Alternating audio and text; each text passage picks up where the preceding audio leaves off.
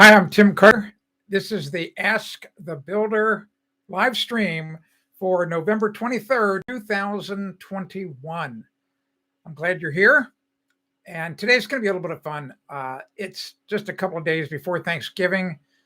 The preparations are well underway here at the Carter house. Kathy has been doing a great job getting stuff ready.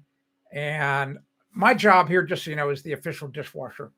So I keep up with the dishes. She's down there making all the muffins now in anticipation. Sweet potato muffins and pumpkin muffins. They're absolutely delicious, is all I can tell you. All right, I want to thank today's sponsor, Stain Solver. Great oxygen bleach. So Stain Solver, here, let me tell you something about Stain Solver. So if you're having a Thanksgiving feast in a couple of days, you have guests over, or maybe it's just family, it doesn't matter, and you're serving red wine, or you spill some gravy on the heirloom tablecloth, don't just forget about it. Don't get upset. I'm serious. Don't get upset. Let me tell you a story. So about 10 years ago, I got a email from a woman who had, just like the day after Thanksgiving, and the day before Thanksgiving, she had brand new white carpet put in her house. And then, of course, all the guests come over. One of the guests spills a giant glass of red wine on the carpet. And the guest like freaks out, and like jumps up out of the chair and goes to grab something to clean it up. And the woman says, no. Just sit down, go back to eating. Don't worry about it. We'll just leave it alone because tomorrow I'll just use my stain solver and get it out. That's how good it is. So Stain Solver gets out red wine stains. It's really an amazing product. All right, so just go to stainsolver.com, watch the videos, blah, blah, blah. It's a product that Kathy and I make. We've owned the company from the beginning. It's just a really good product. It's a certified organic powdered oxygen bleach. Anything that's water washable, Stain Solver will clean it. Simple as that. Okay. Hey, Lennon, how you doing? What? So, what? That's because the discussion's happening right now. It's going to happen in a few minutes. Uh, I was just kind of playing with that poll thing. What I was afraid of is that if I didn't put the poll up before the discussion, people would leave, and then they wouldn't be able to vote. I don't know how to do it. Oh, remember, this is all new to me. So, and plus, it would look really awkward if I'm down here typing, trying to create the poll during the live stream. I mean, it just, I'm still a rookie, okay? So anyway, just hang tight. You're going to learn something here, I think, or discover something new. I hate to use the word learn. You know what? Learning is hard. Discovering is fun, all right? So anyway, let's talk a little bit about wet basements in my linear French drain steaming video first. We'll only spend a little bit of time with this. Remember, if you like what you hear, hit that like button. I'm a little too early to hit it. We haven't really covered anything yet. Thank you. Yes, like I said, I'm new at this. I didn't know what to do about the poll, So anyway, I created about 6-7 years ago I couldn't believe how long it was. I mean, at the time I was recording each of the video segments. I recorded this one video over 2 days, and I was installing a linear French drain, and all a linear French drain is, it's a gutter in the ground. So if you have a wet basement problem, a wet crawl space, or a soggy backyard, I can solve it. My linear French drain will dry it all up. You won't have any more leaks in your basement. And there's a link to the video up in the chat, and you should go read. All you have to do is just go click that link and read the testimonial that Fred left, and how I'll tell you the quick story. So Fred owned a bed and breakfast here in New Hampshire, and when I moved here 13 years ago, he asked me, I don't know how it came up in conversation, but he told me about how his basement in this building was built in the 1800s. So it had a rock foundation. And he said there's so much water pouring through the basement that they had to put wood pallets. Think about this. They put wood pallets down and made sidewalks in the basement, and because the water was just flowing through. It's like the whole basement floor had 3 inches of water on it all the time. It was insanity. So I said, I know exactly how to solve the problem. So he had to bring out a bigger piece of equipment. We dug a linear French drain about 6 feet deep with a big excavator. But to make a long story short, as soon as the linear French drain was in and he did it the way I told him to do it, the basement immediately dried up. There's never been a drop of water in it since. So just read his testimonial. If that doesn't convince you to watch the video, nothing will. I don't know what else to say. So they really, really work. They're really amazing. And I know they work because I've installed lots of them. And my college degree is in geology. And I had a focus in hydrogeology. So hydrogeology is the study of groundwater. All right. So very few properties have basement. Yeah, that's interesting. So I wonder why but I'll bet you they've got crawl spaces though, huh? I would just think. I wouldn't think that you would have a lot of, a lot of slab houses over there in the UK. But don't you have a lot of crawl spaces over there? Your crawl spaces would get wet and damp and horrible. So the linear French drain will solve all those problems too. Let's talk a little bit about Lake Bonneville. I've decided to do something a little different today. Here it is, 2 days before Thanksgiving. This is the last live stream of the week. I thought, let's just kind of go off topic a little bit and see if you enjoy this. That's all, because I think it's always kind of interesting to get new information. And, that's why I put that poll up there that I hope you vote in.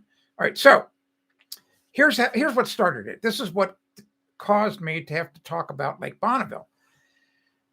Okay, right. Okay, Victorian buildings, yes. I went to AccuWeather today, AccuWeather.com, and I just wanted to see, is there some kind of bad weather coming here to New Hampshire, blah, blah, blah, whatever. I don't go to it too often because you can't control the weather, and we're not yet we don't have any big winter storms aimed at us right now. So I just was kind of bored and I went there. So I see this promo for a story, and it was talked about how the oldest newspaper in the West had taken some photographs of the Great Salt Lake, which is right there at Salt Lake City in Utah. And then they overlaid the photos of what the lake looks like today. And I think the last line in the promo, and it just made me laugh. I mean, I just couldn't believe it. I think the last line in the promo, if you go to AccuWeather.com right now, you can go see it. It's there, I'm sure. But it was something like, there's still time to save it. I was like, okay, all right, whatever. So in other live streams, I've said, there's an old saying, you don't know what you don't know. All right. That's true for me. I mean, there's countless things I don't know. I've never been exposed to. So if you've not been exposed to geology, then you probably don't know a thing about Lake Bonneville. All right. So, but you might have heard about the Bonneville Salt Flats, all right, which are west of the Great Salt Lake, and where they routinely, these people who want to race really fast and set land speed records, they take these very fast rocket cars out there, and some people survive and some people die. But anyway, so you heard about the Bonneville Salt Flats. You probably wonder, well, how did it get its name? Oh, well, we're gonna discover that right now. All right. So remember, if you like what you hear, click the like button. I appreciate it. The like buttons really help us. It'll help us grow the live stream. Here's a true story. So I would say probably 17 years ago, because my son was not able to drive, he and I drove from Cincinnati out to Idaho. And we stopped at a couple of places along the way. We stopped and visited some friends in Colorado. And then we drove from Colorado. We went to Rocky Mountain National Park. Then we kind of went over and we had to jump. We had to get to where we had to go. We had to go through Salt Lake City. And I had been in that general area when I was 18 years old, but that was a long time before. So, hey, Ozzy, how you doing? So Lennon's got a question. Is it really salty? Or no, it's very salty. So the Great Salt Lake, I think the only body of water that is saltier is the Dead Sea. All right. So, and I'll explain why it's so salty in just a minute here. Back to back. You don't care for too many live chats back to back. Boring. All right. Well, Ozzy, There's nothing I can do, man. You know what? I've got a saying that I tell my kids, life's full of decisions, so make good ones. So you know what to do. Anyway, so 14 or 17 years ago, I'm driving through Salt Lake City, and to get to Idaho, you have to drive north up an interstate highway. And, the geology is all fascinating to me. I'm looking to the left and to the right, and it's just so obvious there are these horizontal lines, hundreds of feet up in the mountains. I mean, one after another, like a layer cake. And I'm going, there's only one thing that could have made those marks. That was an old shoreline to a lake. All right. So when I was a student in geology, you can't study everything. I mean, the subject is like this big. You can't see my arms.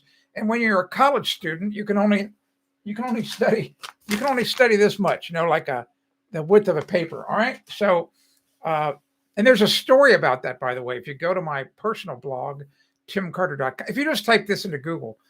Type Ken Caster, so KenCaster, and then my name, Ken Caster, then Tim Carter. Read that story I wrote about Dr. Caster. That'll tell you how big the topic is. Anyway, I go, that could only be an old shoreline. So we're driving up the expressway, maybe 30, 40 miles, I don't know, a long way. And all of a sudden, I see a big historical marker on the side of the expressway, which is pretty rare. I mean, I think it was an actual little exit because, they wouldn't want people just parking on the shoulder of the road. So I pulled over because there was a sign advertising a historical marker. And so what it was right at the pass, and it was at Red Rock Pass. And it was just below the top of where Lake Bonneville was. All right. So Lake Bonneville, get this. If you go back in time, if we could get into a time machine, all of us jump into the capsule. We're all together, having a good time, having some hot chocolate here. Let's have a little sip right now. Ozzy, are you still here? He enjoys my videos, but he doesn't like the live chats. Isn't that interesting? Because some people have told me just the opposite. That's why they make purple cars and why they make black ones and white ones. All right. So anyway, bingo. Yes. So anyway, pull over, and here's the historical marker, and it talks about Lake Bonneville. And so if we could get into the time capsule, we go back 25,000 years from now, right now. Let's go back in time 25,000 years. Where the Great Salt Lake is now, that was like the bottom. I mean, that's the bottom of Lake Bonneville, and Lake Bonneville was 1,000 feet deep, 1,000 feet. So that's a lot of water. So when it was completely filled up, it had a surface area of almost 20,000 miles. So that the thumbnail photo today for the live stream is that overlay. So you can actually see, the big shape of Lake Bonneville, and then you can see in a lighter shade, I think, the current size of the Great Salt Lake, which we have now. Anyway, so you should, and get this. So and if you go back, where's my notes? Here we go. If the lake was, if you go back 140,000 years ago, the lake was 700 feet higher than it currently is, and the lake also went up 65,000 years ago, but it was at its highest 25,000 years ago. So your immediate question should be, like, how much does it have to rain, or how much does it have to snow to create that much water, that would fill that giant? I mean, it's a lot of water. All right. So you can read about it. Just go online, just type Lake Bonneville history, and go read all about Lake Bonneville, and it'll tell you everything you need to know about it. But the point is, I'll get to the questions in just a minute. The point is, I want you just to put 2 and 2 together. All right. And you should go, well, first of all, your first takeaway should be that those lines in the mountain, all right, those old beaches, because what happened is to create that line in the mountain, the level of the water was there for hundreds of years. And the wind would just, just like on any lake, the wind would eat away at the rock there and it would make a line. All right. And then as the water goes up or down, like if it goes up, then it buries it. But if it goes down, it exposes, the one, that was down below the water. All right. So you need to ask yourself, first of all, you need to understand that the rocks don't lie. All right. It's impossible for rocks to lie. The data is right there. And it's our job to look at the data and determine what's going on. But we do know that people lie. All right. People lie all the time. All right. So they lie for all different kind of reasons. So you need to ask, you just need to go, what in the world has to happen to create that much rain and snow? Because then the summer, the snow would melt and fill the lake. Whereas now, just 25,000 years later, the lake is almost empty. And the reason why is in that part of the United States, if you don't live in the US, it's called the Great Basin. So look up a map of the Great Basin. It's a big area, multi-state area. So what's really interesting about the Great Basin, it's exactly what it's saying. So think of a plate, like a dinner plate. So a dinner plate is this, it's a round disc, but the center of the plate is lower than the edges. So if you had water in the center of the plate, it can't get out. Whereas most other places, like here in New Hampshire, we have lakes, but all of the lakes, they're like stair-stepped. One lake drops into another lake, which drops into another lake, and finally it drops into the Merrimack River, and all that water goes out to the Atlantic Ocean. All right, so you should go, what's going on that it creates all that rain and snow? It fills this lake up 1,000 feet deep with water. And there were lakes all over the out west. It wasn't just Lake Bonneville. And then something happens beginning 20,000 years or so ago that all of a sudden the lake is almost dry. It's almost completely dried up. All right. So, and just so you know, in all that time, this is your takeaway, in all that time, there were no buses, no cars, no factories, no power plants. See where I'm going with this? In other words, here's the bottom line. The climate is always changing, but Mother Nature is so much better. She is so much better at changing the climate than we are. And so that's your takeaway. So go read about Lake Bonneville and just keep that in the back of your mind that, like, how in the world did all that happen when there weren't any buses and trucks and cars and power plants and factories around? Yeah.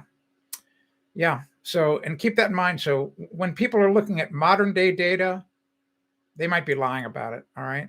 They want to keep their grant money. Okay. Let's see what you've typed. And if you have any other questions now about anything with your home, that's what we're going to answer now. And that's what we're going to do the rest of the live stream. Ozzy, I hope if you're still there, that I can keep your attention and win you back. So the live streams, just, are supposed to be fun. They're not supposed to be lectures. No one likes to be lectured to. They're supposed to be about stories, and they're supposed to be about you leaving the live stream in a better mood than when you came. All right, so make sure you vote if you like the Lake Bonneville story, and if you like the polls, let me know if I should do more of them. Remember, I'm a newbie at this. You may be an expert at this live streaming. I'm not, but I'm getting better every day. Okay, let's see here. Don't come here, Ozzy. Jog on.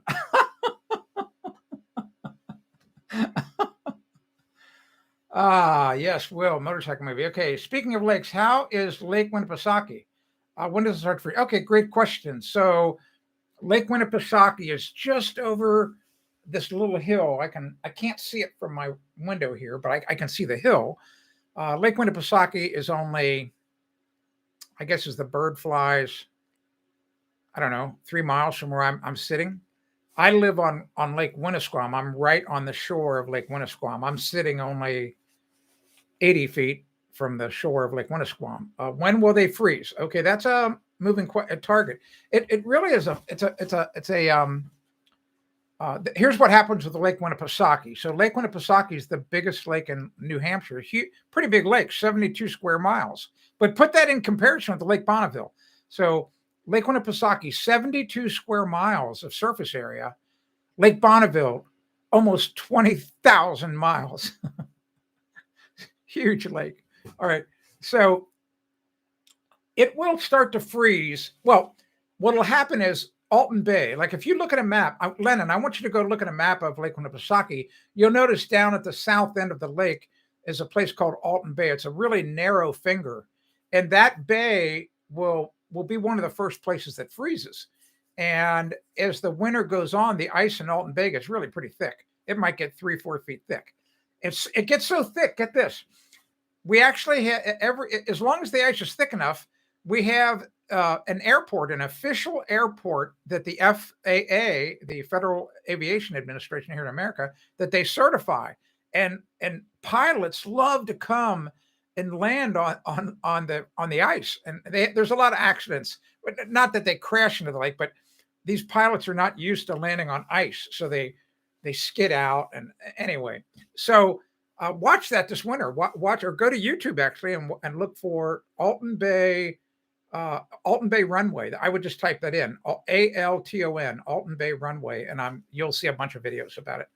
So I would say that you can Google, if you go Lake Winnipesaukee ice in dates. So Lake Winnipesaukee ice, ICE, then the word in dates. So ice in means when does it freeze? And you'll see a big chart that probably goes back to the 1800s that shows you the earliest time that the lake is frozen over. I would estimate Winnipesaukee, the earliest it's ever completely iced over. I mean, it's a big lake, man. I would just say, I don't know, January 15th, that would be my guess. You could maybe be looking it up while I'm talking and put it in the chat. But it'll generally freeze up in January, and then the ice out, which is when it opens up, is usually the highest concentration of ice out dates are usually about the second or third week of April. So same thing with my lake here, Lake Winnisquam. It's very similar ice in, ice out dates. Okay. Cow flatulence. No, nothing to do with cows. All right. So anyway, if you have any other questions about your home or whatever, just, type them in the chat. I'm happy to help you. Just so you know, I did a very impromptu, I just wanted to do a test. I did a live chat this morning, I think about 9:30 Eastern time. I didn't announce it. I didn't tell anyone, and I just wanted to see what would happen. We picked up about 15 or 20 viewers, and it was some decent questions. So it was a good time. I opened up and I was just talking about toilet flanges, where the height, why it's critical when you put those things in. So if you want to discover all you need to ever know about toilet flanges, go watch that curated copy of the live stream. All right. So if you like this story about Lake Bonneville, hit that like button. We want to get as many likes as we can, and it's really important. The likes really help the live stream. It helps it in the rankings of YouTube as well as Google. So if you have any, I'm looking over at the chat to see if there's any questions. I don't see any questions. I said I would explain why it's salty. Pretty simple. So what happens is as the water flows into the Great Lake as well as the Dead Sea, it's got minerals, dissolved minerals in the water. And I mean, you have that in just even regular water, regular well water or water from a river has got dissolved minerals. And what happens is, since the salt lake, doesn't have water pass through it to get rid of it. So as the water evaporates, the dissolved mineral concentration gets higher and higher. So that's why it's salty. And simple as that. You can read all about it.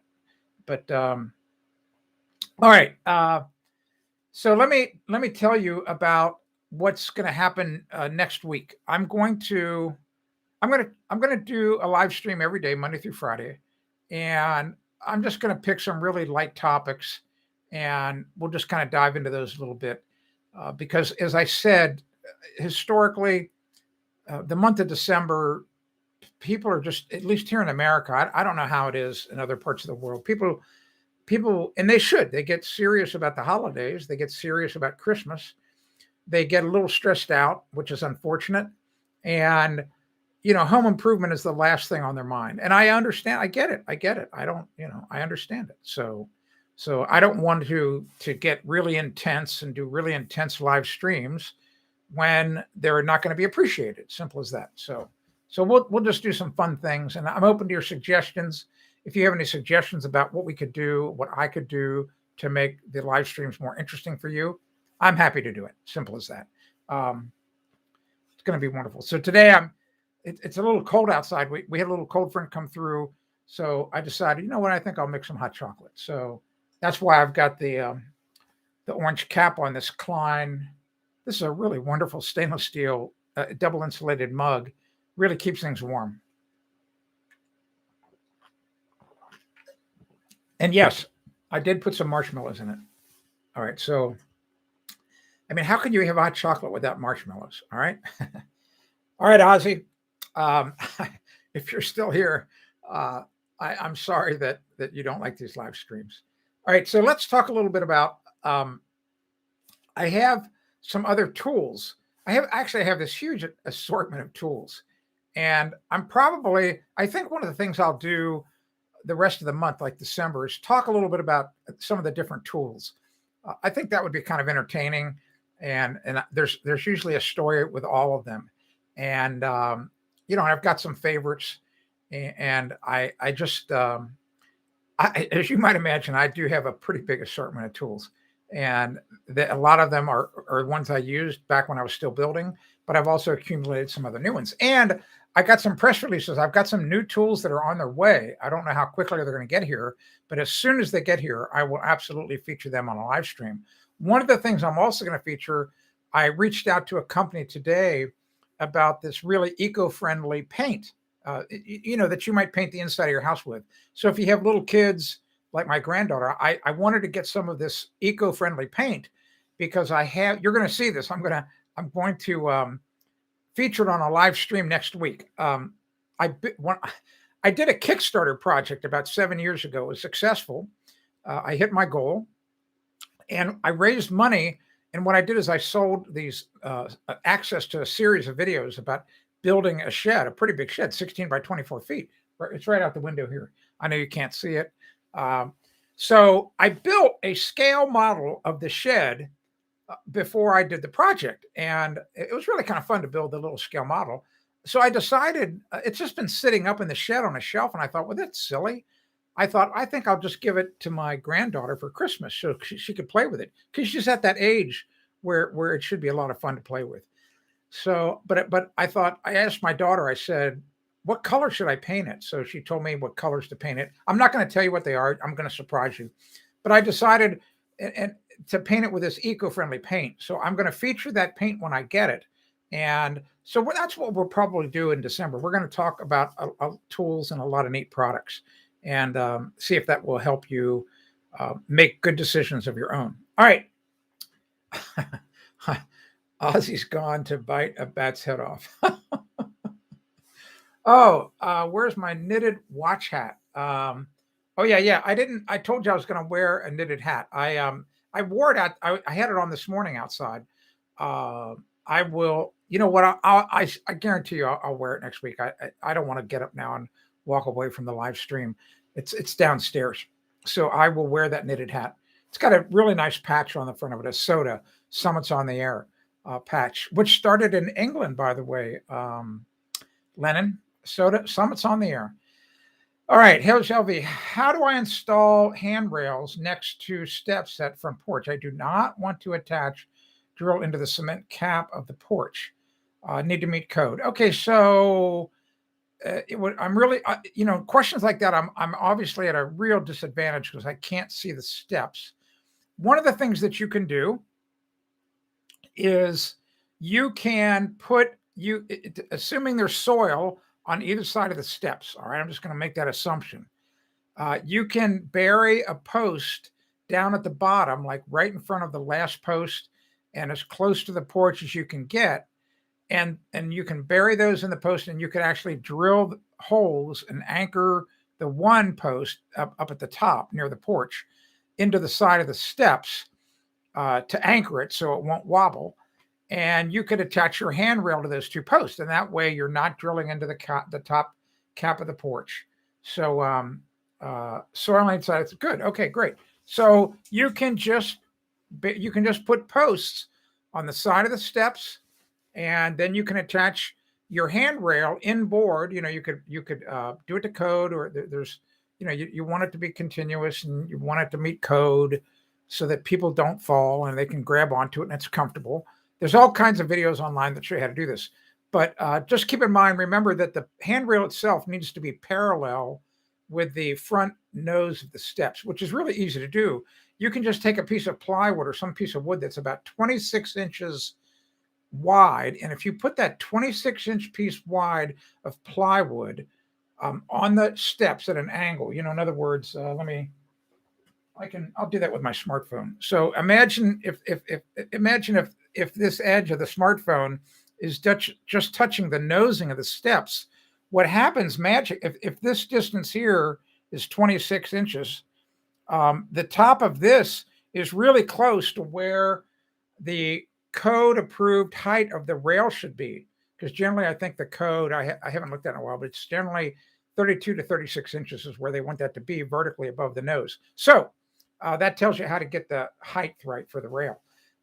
But just anchor those posts really, really well. If you have to dig down and surround them with concrete, whatever it takes to make the post nice and rigid, that's how you do it. Simple as that.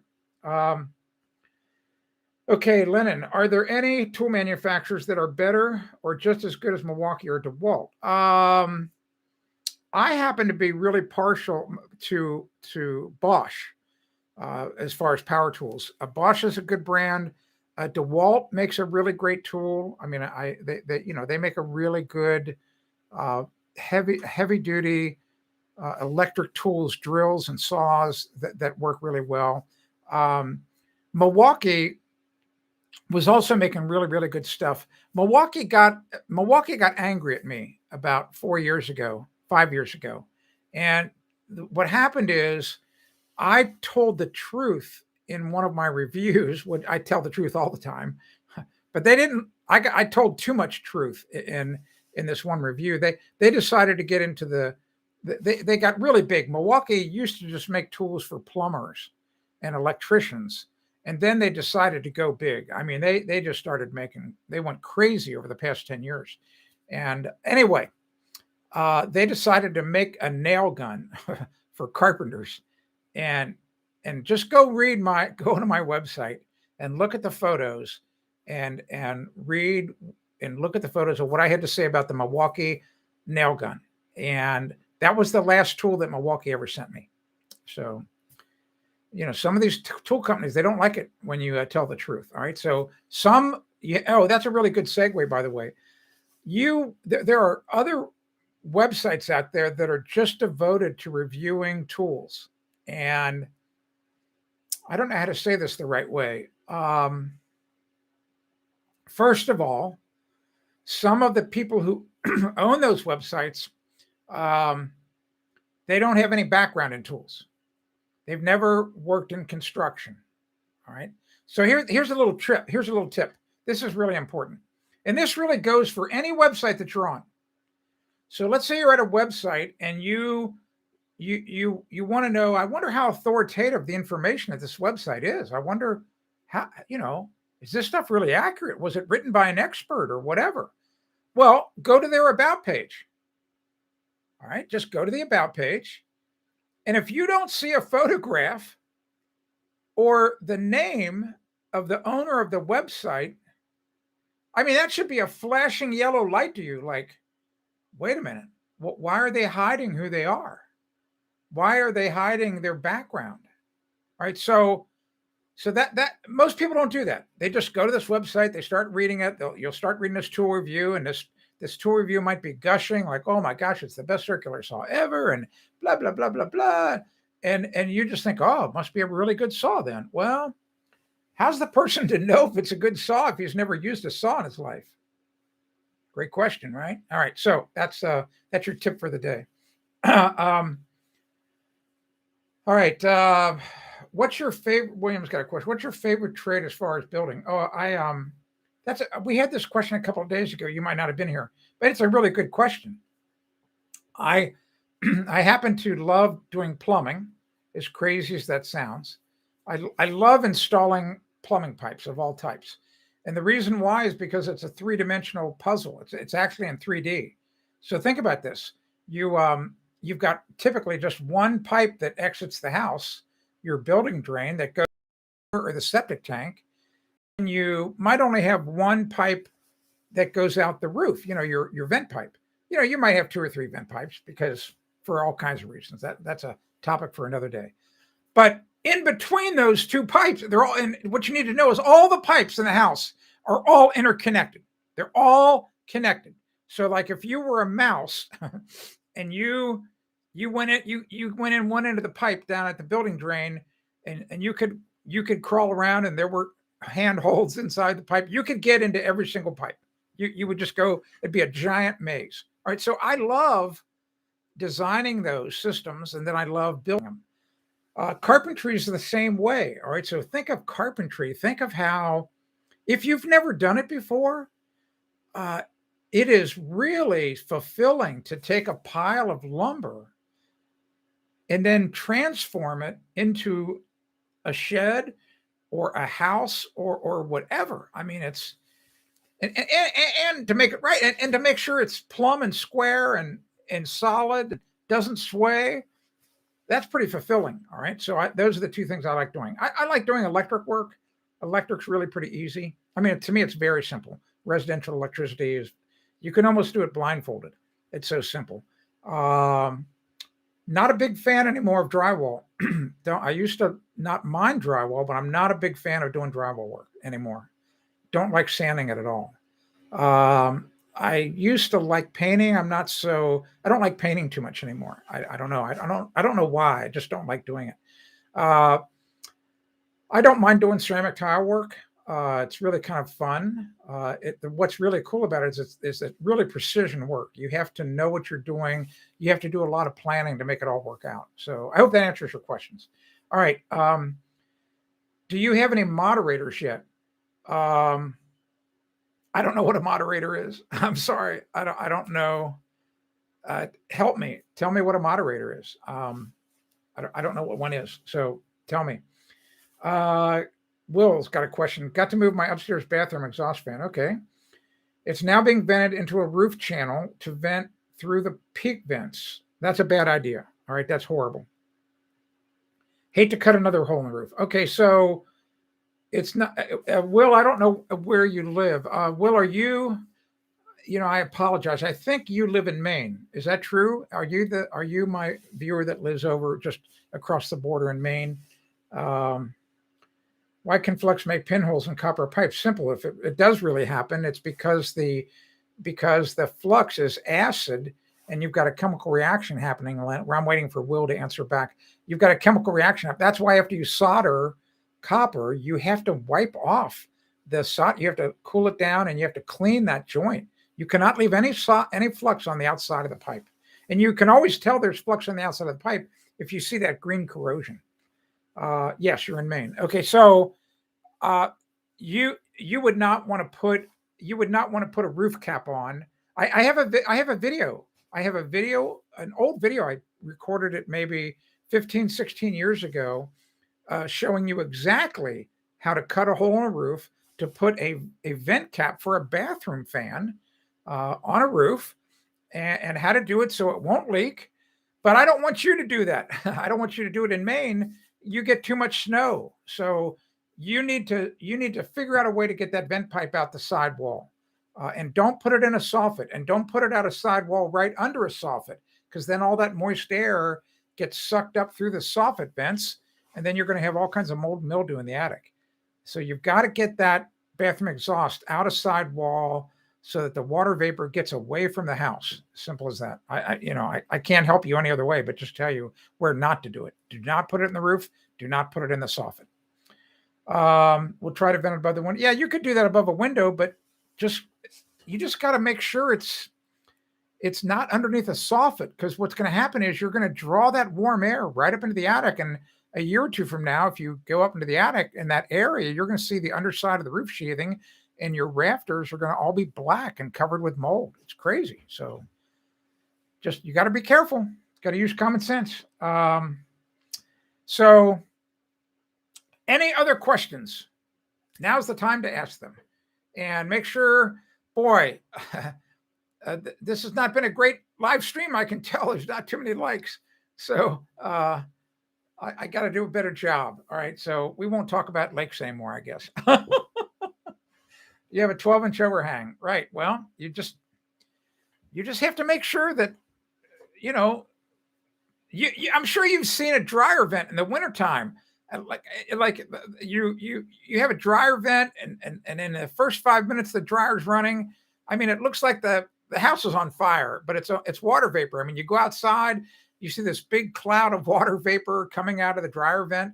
Well, the same thing on a smaller scale is going to happen with the bathroom vent.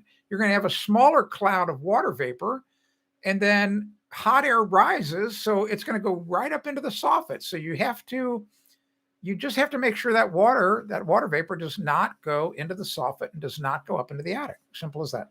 I don't know what else to say. If you have any questions, now's the time to ask them. Just put them in the chat window. I would love to do my best to answer them and help you. What do I think of push fit fittings? I don't know what those are, Lennon. A live stream on common HVAC problems would be an interesting topic. Did you? That's true. So, Walt, Lennon, tell me what a push fit fitting is. Maybe it's a press fitting. Maybe you're talking about, we call them over here in the United States press fittings. Anyway, Walt, I recorded a video 10 days ago at a Christmas bazaar at my church. I was working there, and it was about static pressure. And I explained in less than 2 minutes the whole concept of static pressure. And that video is right here on my channel, but it's in the uploaded videos, not the live section. So you can also type into YouTube search engine, just type in static pressure Tim Carter, and it'll come up. And that's another tip, by the way. If you ever want to see a video that I've done about a topic, just type the search term like ceramic tile, and then put my name after it, Tim Carter, or roof shingles, Tim Carter, or concrete, Tim Carter, whatever. And you're going to see all the videos I've done about that topic. It's going to really make things easier for you. There may be another way to do it where you can just search on my channel, but I'm just telling you how to quickly find the videos. But go watch that. But yes, a live stream about common HVAC would be great. So here's how you can help me, Walt. You can make a small list of all the things you want to know. All right, so that's going to help me. In other words, what do you want to know about HVAC? So, and then all you do is make that little list and either put it here or just go to my website, askthebuilder.com, and find the Ask Tim page and just send me an email that way. And that'll really help, because I want to do things that interest you. I don't want to go off onto a tangent of things you don't like. Simple as that. Push fit pipes instead of soldering. Okay, so there we go. So here in America, I've never seen where it just pushes in and it works, because the water pressure I would think would be too great.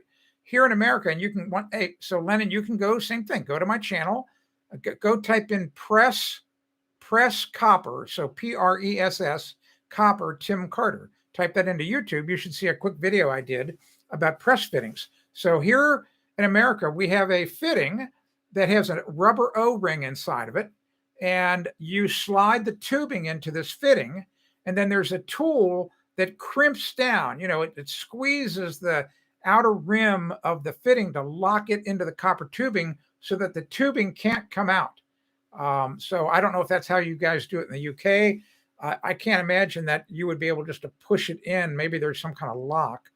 But anyway, I love those things. They the fittings themselves are a little expensive, but if you have a lot to do, you can do so much work in a day with these press fittings. It's remarkable.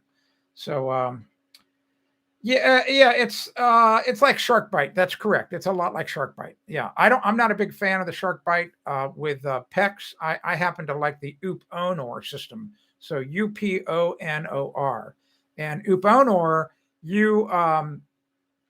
their PEX, and to a degree, the shark bite PEX might be the same way. The UPONOR PEX, it's got a memory. In other words, when the PEX is made, it goes, oh, I'm a half-inch outer diameter, and that's what I'm supposed to be. So if you stretch the PEX, it goes, wait a minute, I'm supposed to be a half inch. I'm not supposed to be 3/4 inch. So the plastic goes, you know what? We're going back to a half inch. So it squeezes back down on itself. So with the UPONOR PEX, there are these little expansion collars that also have a memory.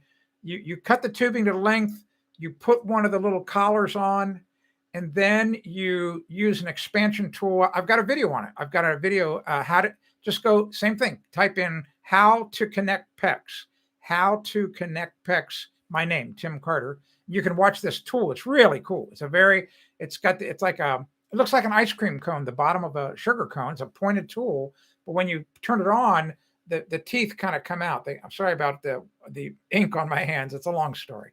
All right. So, it's a point like this, but they kind of expand out. So they stretch that plastic ever so much, and it stays stretched for about 5 seconds, 10 seconds, which is plenty of time for you to slide it onto the fitting. And then if you just hold it there, within about 15 seconds, 20 seconds, it's shrunk back down, grabbed onto the fitting. And after about a minute, you'll never pull it off. Never. So really great system.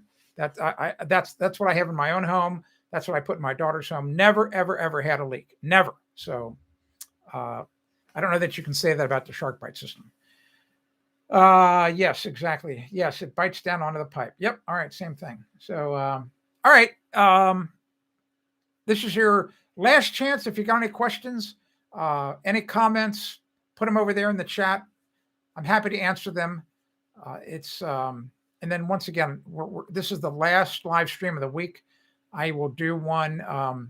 We'll get back on it on Monday. So everybody needs a break. Here in America, it's a really, really big holiday. Thanksgiving, huge. It's a huge holiday here. So, and a lot of people traveling, big travel time here in America.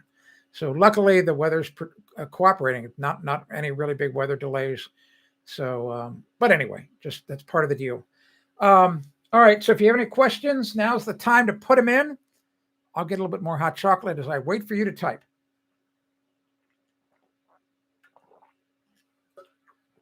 Boy, it really hits a spot. Really does. It's the last thing I need, though. I'm really trying to cut down on my sugar consumption. And of course, the hot chocolate, are you kidding me? Way too much sugar. No, we are not deep. We've never deep fried the turkey. Never done that. We just put it in the oven. The key to the turkey at the Carter house is tomorrow, probably around, I don't know, right around this time, maybe a little earlier in the day. It's my job to brine the turkey.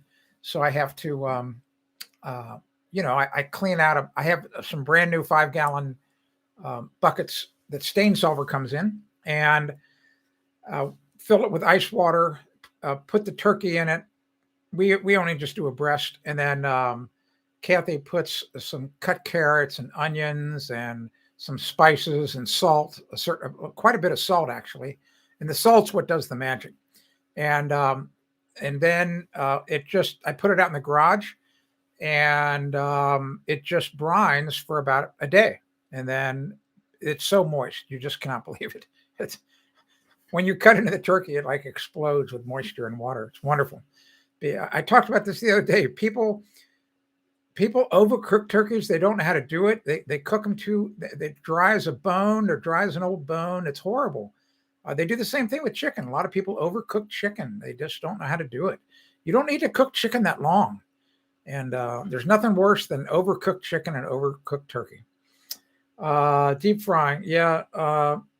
Yeah, you can actually go onto YouTube and type into YouTube deep frying accidents, and it's very dangerous. A lot of people have been burned seriously doing it. You have to know what you're doing.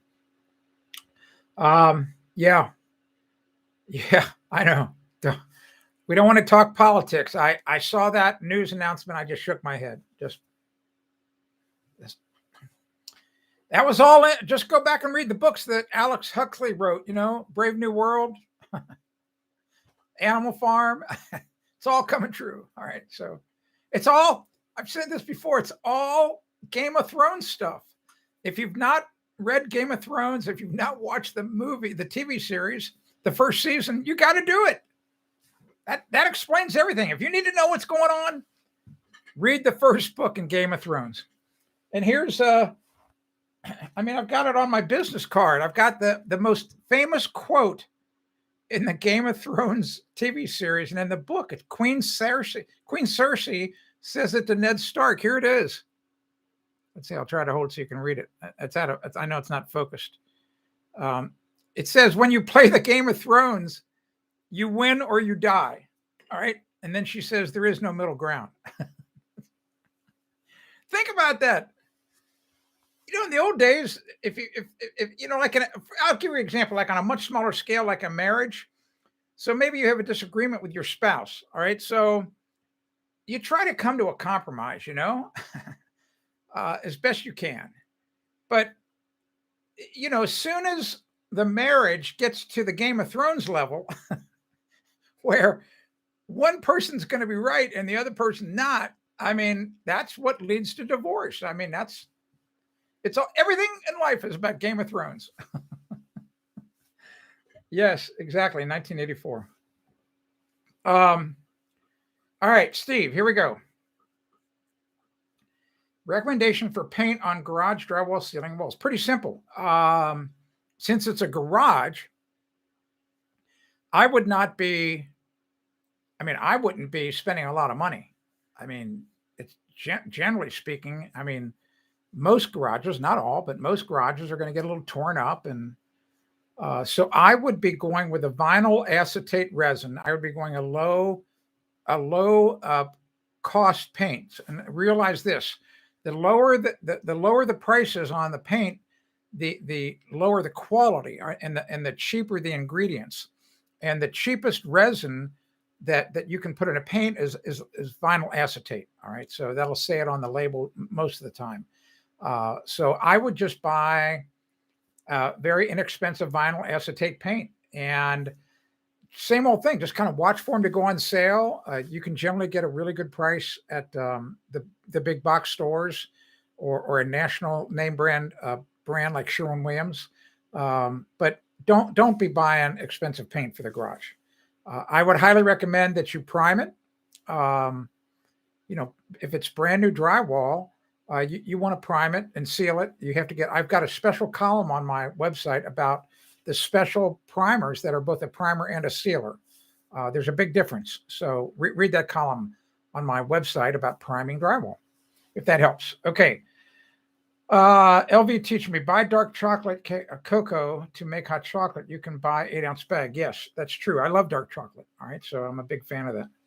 William, you can choose who you want to be a moderator in your live stream, someone who will trust and present and is present on a lot of your live streams. So okay, fill in one more blank. What does the moderator do? I don't understand what the moderator does. You obviously must be moderating the comments, would be my guess. That's interesting. Hey, Lennon, very cool. Same place in London as Thomas Jefferson's mother. Very cool. It's on my bucket list. I so want to come to the UK, but I don't know that now's the right time. I don't. Well, first of all, I wouldn't be allowed in. So here's what's crazy. I'm just say this. So I think some of these countries are blocking travel between countries if you're not vaccinated. All right. So against COVID. Well, wait a minute. It's like, wait a minute. What about all of us that have got COVID and survived? So I mean, I've got the best immunity in the world. It's so much better than the vaccine stuff. All right, So you can look at my medical records and see that I got COVID. It's on my medical records. I went to the doctor and it's right there. All right, so I should be allowed in. I don't need to have the vaccine. I call it the experimental biological agent. But anyway, so I don't think I'm coming to the UK, but until all this is over. But I don't think it's ever going to be over. So anyway, we won't talk about it. We're not going to talk about the virus. We're not talking politics. We're not talking about any of that. But I just think, isn't that funny how you don't? Because that's how it's traditionally been. If you know anything about science, here's a really interesting factoid. So 2 years ago, I read a really interesting book. I love reading books about how they built things. Like there's a really great book about how they built the Hoover Dam. I read a book 2 years ago about how they built the Panama Canal. So get this. When they were building the French started it and they went bankrupt. They didn't have enough money. And then I think it languished for about 10 years or so. And then the Americans came in and we finished the job. All right. So yellow fever was rampant down in Panama. So yellow fever at the time, they did not know what was causing it. It's caused by a mosquito. All right. So, but they didn't know that back then. Get this. The mortality rate of yellow fever, 50%. That would put your head on a swivel. Like, wow, I've got a 1 in 2 chance of dying from yellow fever. All right. So this they didn't have any vaccines. No, it didn't exist. All right. They didn't even know what caused it yet. All right. So you have to stop and think. Who were the what was it? How was it that there were doctors and nurses in the hospitals in Panama that were able to treat the patients? Oh, simple. They got the yellow fever, but guess what? They were on the 50% that survived. So they were immune. They could get bit another 100 times. It doesn't matter. They're not going to get yellow fever again. Their body built up a natural immunity. So that's the way it's been with diseases all through time. So people like me, I feel like I'm being discriminated against. There's millions of us, millions and millions and millions of people around the world that got COVID and survived. And we're being discriminated against. Why shouldn't we be allowed to go someplace? We have a better natural immunity than all the people that are getting jabbed. All right. So anyway, that's where you got to put your thinking cap on. Start thinking about stuff. Don't just be a lemming, don't be a sheeple. All right. So there you go. Good for you, Lennon. Yeah, you got, so Steve, yeah, I got it too. I was pretty sick for about 2 weeks. You can read all about it on my website. If you go to askthebuilder.com and just type in COVID and you'll read my whole story. My wife saved my life. Kathy saved my life. So go read about it. Just go read the story about it. It's pretty amazing. So,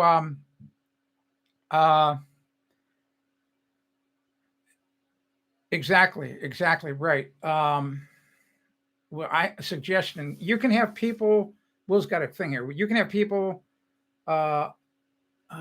email you questions they may have about different topics. Yeah, I try to say that on every single live stream, William. I go, if you've got a question after the stream, I'll just always go to the website. That's what I built that page for.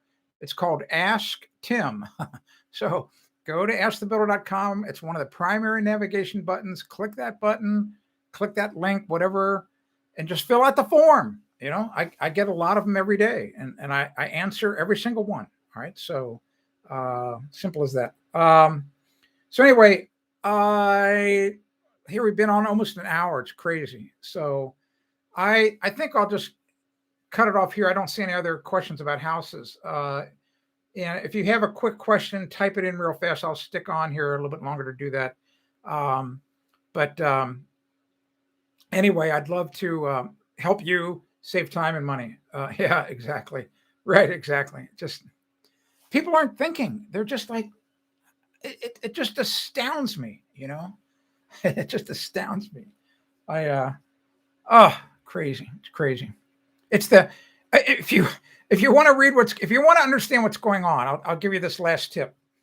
I wrote some letters to the editor to the local papers when this all started and explaining it to people, but I think it just went over their heads. There's a really good book you ought to read. And when I read this book, it actually helped increase my business by about 35%. So if you are in a business and you're selling products, you absolutely want to read this book. All right.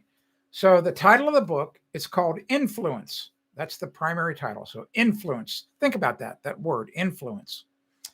The subtitle is The Psychology of Persuasion. All right.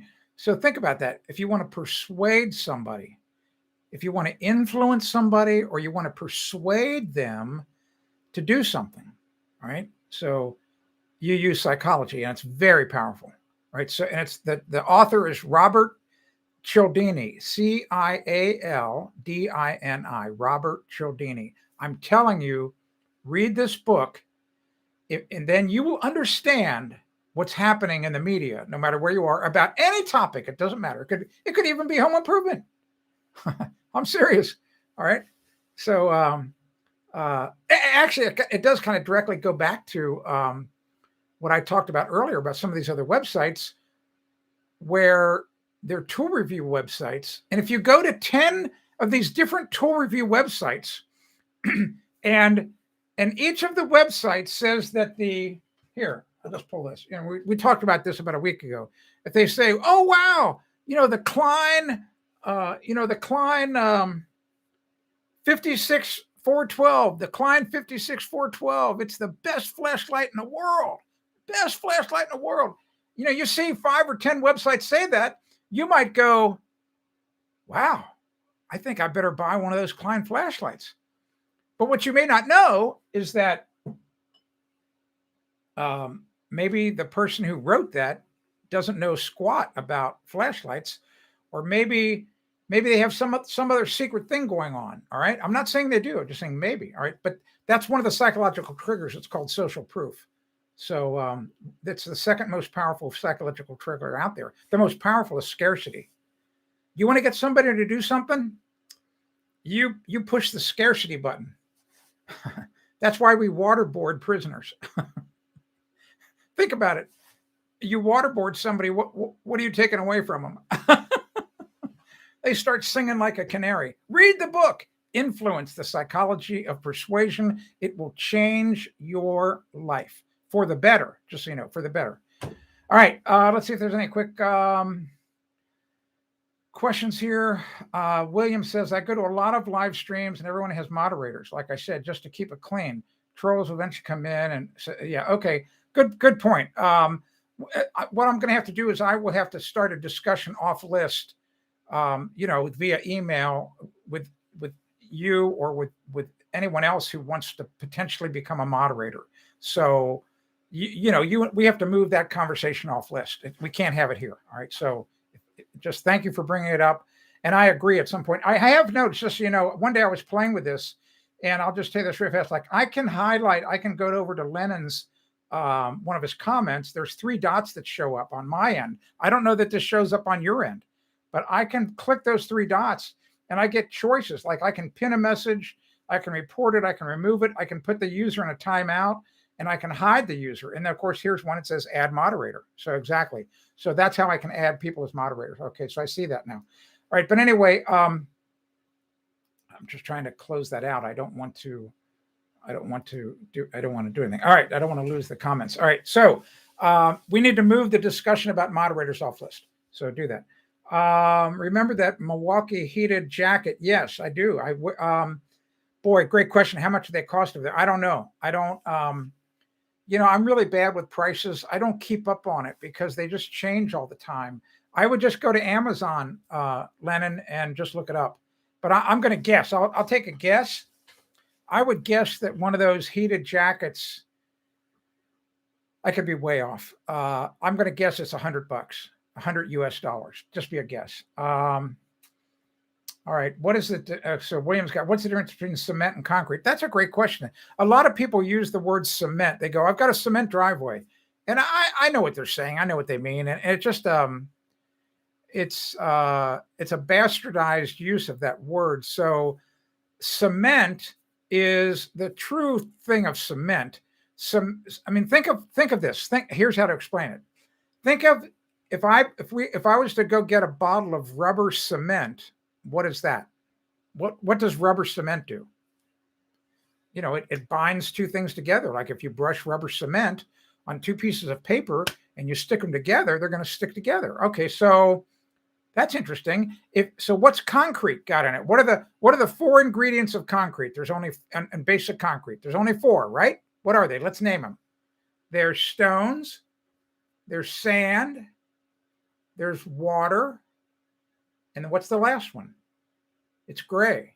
It's a powder. Portland cement. All right. So here's what's interesting. If you take rocks, sand, and water and mix them together, do they stick together? No. I mean, go down to the beach. Go to the beach and right at the surf line, you can pick up sand where the water comes up and hold sand. It's got water in it, maybe some stones, and it just all falls apart. So the Portland cement is what causes it all to stick together. All right. So that's the difference. So cement is cement, and concrete is a mixture of sand, gravel, water, and Portland cement. And I'll just tell you this very quickly. A lot of people don't know this. So the general ratio is 3 measures of rock, 2 measures of sand, 1 measure of Portland cement, and then you weigh that. You weigh it. Let's just say you weigh all that together and it weighs 1,000 pounds. All right. And we'll just say that. So then, I'm sorry. Here's what happens. You weigh the amount of cement that is in the mix in that one measure. And when you go to mix everything together, you generally only would put in 0.45 the weight of water of what your cement is. It's called the water to cement ratio. Look that up on Google. You never want to put too much water in. It will weaken the concrete. It's so complex you can't believe it. Scientists devote their entire life to it, the topic. All right. Steve, production. We've got options, but only to report and block. Not as many as you. Yeah, exactly. I got a lot of options. Got it. Yeah, exactly. So I can add people as moderators. So anyway, like I said, if you want to be a moderator, convince me why you should be a moderator. You have to do it via email. We're probably going to have a phone call. I'm happy to do that, or Skype call if you're over in England. Whatever. But I agree. I think as the live stream gets more popular, there's no doubt that we're going to have I'm going to have haters come here and start hating on me. I get that. I get that all the time on my YouTube videos. So I know it's going to happen here. It hasn't happened here yet. And same thing, the moderators would, if all of a sudden somebody went off the rails, with political stuff, we don't want that here. Political stuff's not going to help this live stream. I'm not. If you want to talk politics, I've already said this. There must be 100 other live streams that people doing politics, and it's really kind of a waste of time, right? Just think about this. When was the last time you were in a discussion with somebody about politics and they convinced you that you were wrong? I'm sure it's never happened. So why do you think that you're ever going to convince somebody else that they're wrong? Anyway, so it's not going to happen. So, yes, hit the like button. Yeah, please. Yeah, hit the like button if you like what you're hearing here. So, we've been on 1 hour and 8 minutes. It's crazy. You can tell from my smile, I'm having a good time doing this. And I'm sorry that they're not always hardcore home improvement. But I feel it's really important for you to get to see the other side of me that you don't get to see it in a regular video. I mean, you just don't. I like doing the regular videos too, but they're, and I've had some fun in some of them. We've done some funny videos, but generally speaking, they're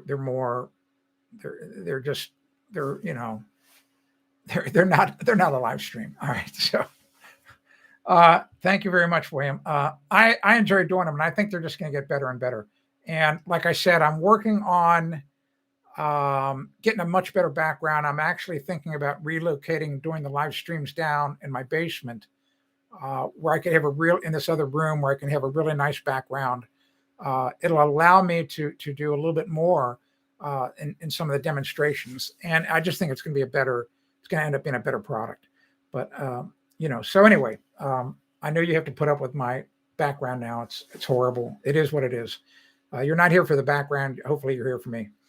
Okay, I'm going to go. I hope if you're here in America, I hope you have a great Thanksgiving. We're going to have a great one here. The only reason it won't be super great is because my oldest daughter, her husband, and my granddaughter are going to be up at their house in Maine, up on Mount Desert Island, and we're going to be here.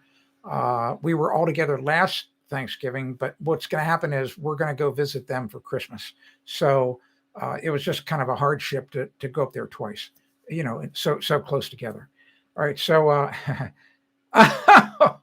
oh well, that's it's Ozzy's allowed to press the button if he wants. It doesn't matter. I mean, just so you know, I upload a regular video, whatever it might be, and then I look at the likes and dislikes, and let's say I put together a really pretty good video. I mean, it's like I work hard on it, and it's got a lot of great information, and there's people that dislike it, and I just want to ask them, what didn't you like about it? I mean, what?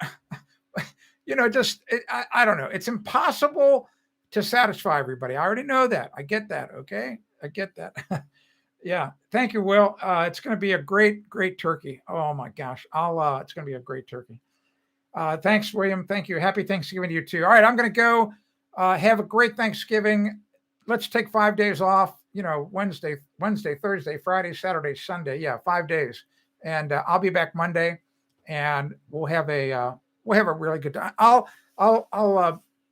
We'll cover some type of tool on Monday. I just don't know what it's going to be yet, but we're going to do over the next 30 days. We'll do a lot of different tools. And like I said, we're going to be getting some new ones coming in, and I'll absolutely showcase those. All right, Lennon, good night, buddy. Thanks so much for being here at night. I know it's late over there. It's got to be 10 after 10, 12 minutes after 10 over there in the UK. You're 5 hours ahead. And you're exactly right. If you don't like the live stream, don't watch it. That's exactly right. All right. Thanks very much for being here. I really, really appreciate it. Remember, anytime you have a suggestion of what I can do to make the live stream better, let me know. I've got thick skin. I'm new at this, and I just want them to be as good as possible. All right. If you're in America, have a great Thanksgiving. Those of you who don't celebrate Thanksgiving, have a turkey dinner anyway. It's delicious. Just brine the turkey first, all right, for 24 hours in ice water with salt, carrots, and onions. You'll love it. All right, I'll be back on Monday. Bye.